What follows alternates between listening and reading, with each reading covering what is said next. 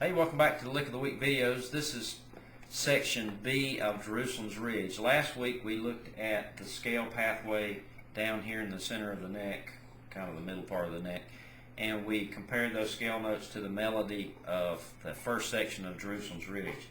Now, to play the next part of Jerusalem's Ridge, we need to play the scale notes in the next octave, which means just the same set of scale notes, another set of notes higher.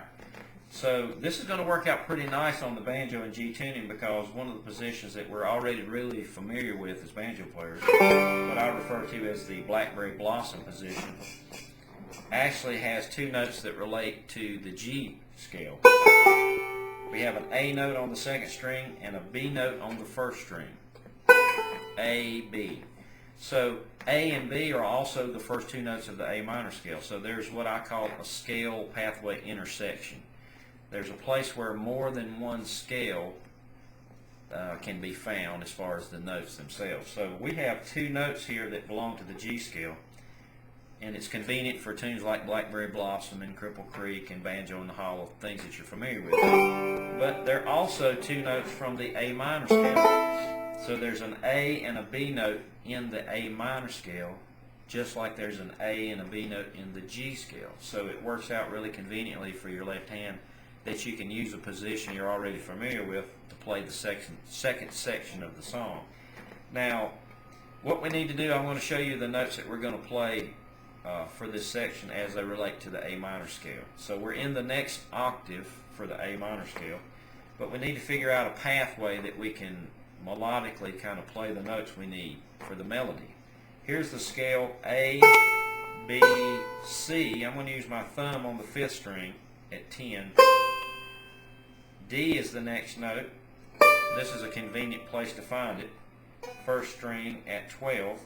Now, if we need an E note, the next place logically we could find it would be able to take the first string up 2 frets to 14, and there's the E. A, B, C, D, E. Now, if you're a real true melodic player and you play a lot of melodic things, then you'll know that we don't typically want to play more than one or two notes on one string if we can help it. The trick about melodic style is to move over to an open string if you have it, or to shift to different string patterns so that you can alternate one string to another string to another string. That's kind of the mode of operation for melodic style. But the nice thing about playing the second section of Jerusalem's Ridge with this position is you don't need the entire scale. We know the entire scale will be A, B, C, D, E, F, G, A. But you notice I'm playing these notes on the first string, which is typically not what you want to do in melodic style. But again, now, if you can find those notes in other places, you might have to move over to different string combinations. You'll wind up with a lot of different ways to play the A minor scale starting at 10 to go up the neck. So you can play the next octave A minor scale a bunch of different pathways, you know. But let's just stick with this pattern because we don't need all the scale notes at this point to play the melody for part B. We really just need A, B, C, D, and E. If you want to investigate different ways to play the A minor scale up the neck, that's great. And I advise you to do that. It'll give you a good finger workout, and it'll actually teach you where these notes are in different places. But since we're trying to apply this to the melody of Jerusalem's Ridge, I'm just going to stick with the notes that we need to play the song, which is A, B, C, D, E. So let's just go ahead and jump into the melody itself. We'll kind of chart it out and then use the metronome to see if we can dial it in. The melody's actually going to start back here from the previous video, from the A section. So we're going to start with E, A, which is down here in the lower octave. E, second string at 5, A. And I'll tell you what, let's zoom the camera again like we did last video. Let's give a better shot of the fingerboard here. Okay, so we're going to have E, A, then we're going to switch to the position, which is that scale fragment, and play a roll pattern. 2, 1, 5, 1, 2, 5, 1, 2, 5 open. Now, scale notes would be A, B, C, B, A, C, B, A, G. E, A, A. Then we're going up to the next octave. A, B, C. And you know something interesting if you listen. One of the scale notes from the previous pathway is actually the first note of an A minor scale in the next octave. Compare this note to this note. It's the same two notes. So you've actually crept up into the next octave when you play this note, but it's more convenient for your left hand to reposition that note in a different pathway. So the reason we're reusing this note is because it's more convenient to what we're going to play later. So you could play this note and then jump to here, but it's really easier to use this note. So you may hear that in the video when you first start this section. Hey, these are the same two A notes. That's actually pretty cool. That's one of the nice things about melodic style. So we have this pathway, the roll, 2, 1, 5, 1, 2, 5, 1, 2, 5, open. And that's A, B, C, B, A, C, B, A, G. Now we return to this position, E, A, return back to this fragment, A, B, C, E, E.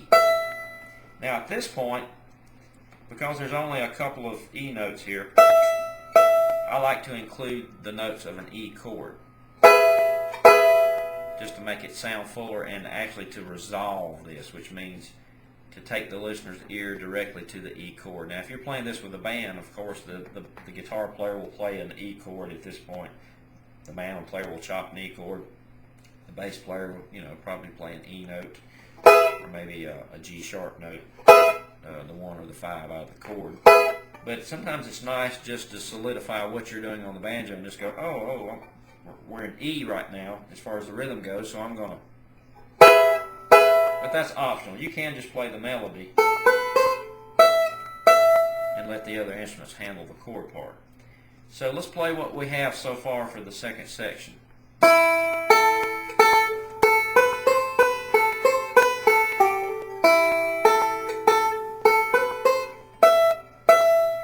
Now we return to the first measure, play everything the same, and we're going to we're going to reproduce the ending phrase from the previous section.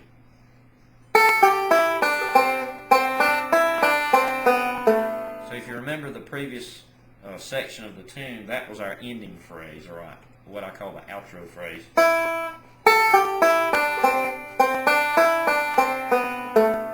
So there you have the entire melody. Let me slide over a little bit. The camera shot looks a little weird.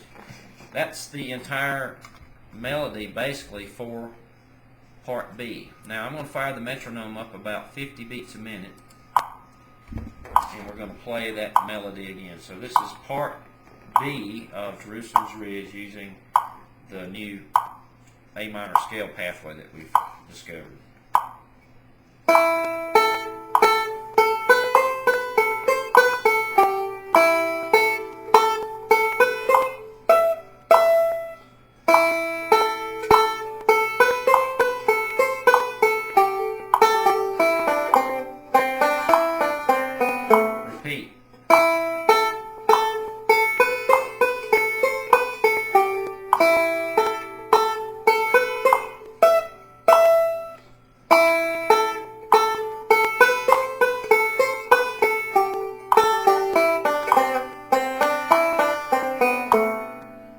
So there you have the second section of Jerusalem's Ridge, if I can spit it out.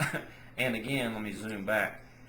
We can add more scale notes to kind of, jazz this version up, make it more interesting. You can add some chord tones. There's a lot of different things you can do to jazz this up.